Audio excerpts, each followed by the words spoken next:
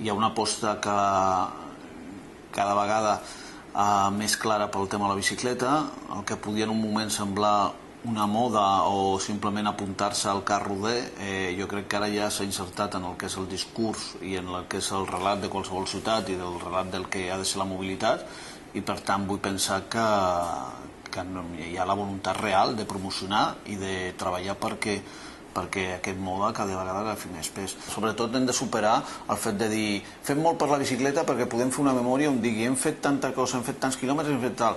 Hem fet molt per la bicicleta perquè realment hi hagi més ciclistes a la nostra ciutat. Aquest és l'objectiu, no? O sigui, l'èxit no és tenir més carrils bici o tenir més aparcaments o tenir més bicibox. L'èxit és que la gent utilitza la bicicleta, amb independència de l'altre, que està molt bé com a instruments per afavorir-ho, però no ens quedem a l'instrument, busquem l'objectiu. Què fem des del departament? Des del departament fem una sèrie de projectes per intentar que les vies verdes, les vies ciclistes existents, vagin creixent.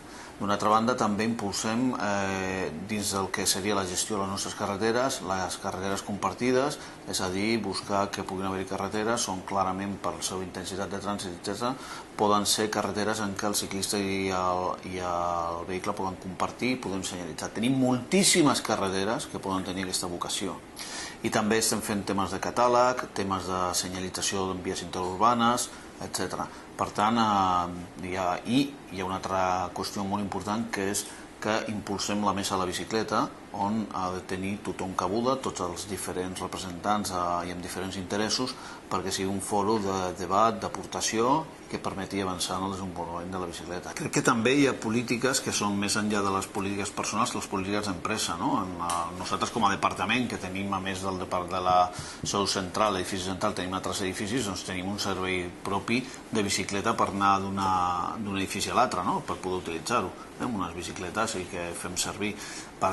Crec que hi ha allò de també en les empreses, etc., es pot anar introduint actuacions petites però que puguin ajudar també a promocionar l'ús de la bicicleta. Jo crec que els carrils bici en certs eixos és evident que són necessaris, són imprescindibles, però que al final és com d'alguna manera la capilaritat sempre vendrà donada per un punt en què hauràs de compartir la calçada amb la bicicleta, i probablement és la calçada en què tothom s'ha d'habituar a que puguin haver-hi ciclistes per la calçada i no passa res, al contrari, és que ha de ser normal i una cosa habitual i ha de poder ser en condicions de seguretat. I en alguns casos crec que el model de París de compartir el carril de transport públic, el carril bus, també és una opció molt bona, potser amb un carril bus més ample del que tenim, amb un carril bus de 4 metres i que es pugui compartir, i a més un carril on el que estan circulant són conductors professionals.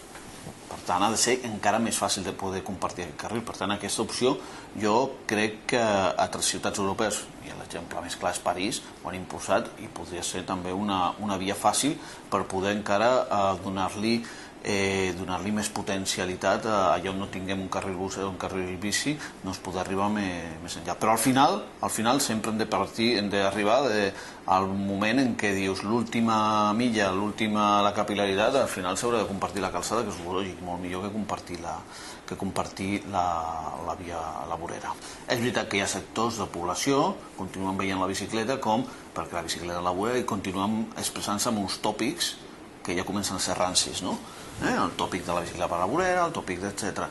I dius, bueno, jo crec que al final, mica en mica, tot això anirà passant i la gent pel seu propi ús s'imposarà. La mentalitat del ciclista és un peató amb dues rodes, i per tant els semàfors, les regles del codi, etc., doncs té una certa laxitud en el seu compliment, per dir-ho d'una manera, com el peató. El peató, doncs, un semàfor en vermell creua, i no veu que això hagi de ser. Un cotxe mai creuaria un semàfor en vermell. Bueno, o sigui, el creu és evident que sap que s'està exposant i és molt estrany un cotxe, una persona, si té un semàfor en vermell, una persona normal, s'atura i espera. Un ciclista no s'atura. I això també és un tema que crec que hem de canviar culturalment tots. Un peató també no s'atura moltes vegades, depèn, no? Jo crec que aquesta mentalitat del ciclista com a peató, si salta la calçada, ha de saber que ha de canviar la seva mentalitat. Suposo que jo m'aturo en un semàfor en vermell no perquè pensi que m'ha de posar una multa, sinó perquè crec que m'ha d'aturar, no? O sigui, evidentment, si passo, em poden sancionar i això dissuadeix, depèn de la persona. crec que no es tracta tant de... Crec que al final és un tema cultural que la sanció pot ajudar, és evident, no? Però clar, l'idoni és que aquesta mesura sigui purament sigui no aplicable, no? Per tant, no crec que tampoc sigui llançar una persecució sobre els ciclistes, no es tracta d'això, però sí que entre tots és mentalitzar. I això també és molt d'educació, d'escola, etc. La zona 30, evidentment, em sembla un punt de sortida del que ha de ser molt més ambiciós. O sigui, és el punt de sortida del que ha de ser un canvi radical de la concepció que tenim dels nostres espais urbans. La gent no pot pensar que quan va per un carrer de 10 metres pot anar circulant a la velocitat que vulgui, com vulgui, sinó que ha de saber respectar i tant els peatons com els ciclistes, etc., és un espai de convivència en què no ha d'haver problema. És que crec que és el futur, totalment, i que no... I aquí hem tingut sempre, a vegades, una imatge de dir això és classificar, això és del peató, això és del cotxe, això és del ciclista, no? I cadascú té el seu espai reservat, tancat. I això en certes vies sí que és necessari, però hi ha altres espais que són purament de compartir-los absolutament amb llibertat i sense cap problema.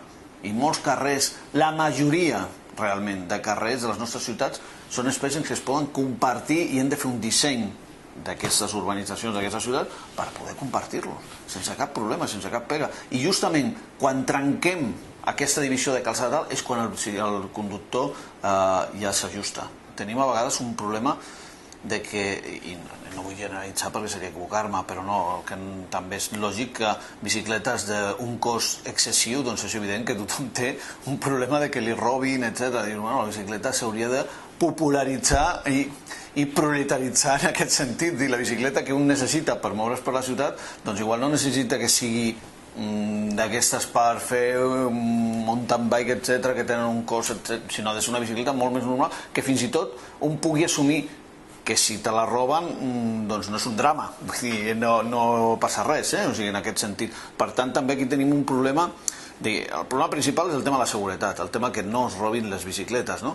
I al final això crec que hauríem d'anar no a muntar sistemes coercitius molt blindats, sinó més aviat a sistemes de dir, escolta, primer, que les bicicletes siguin més populars en aquest sentit, i també crec que temes d'assegurança o temes de registres són el que al final podria acabar de funcionar per evitar aquest tema i superar. No crec que sigui la solució generar infraestructura per una cosa que si té una virtualitat és la seva no necessitat d'infraestructura, sinó l'aprofitament dels existents. Puc entendre que no es deixi aparcar a qualsevol lloc, però també és una qüestió de mida, és una qüestió de dimensió. O sigui, quan la dimensió és petita ha d'haver una certa llibertat. Quan això comença a agafar una dimensió, doncs ho hem d'endreçar, perquè si no sí que comença a ser una cosa massa exagerada. El tema del casc, clar, sorprèn quan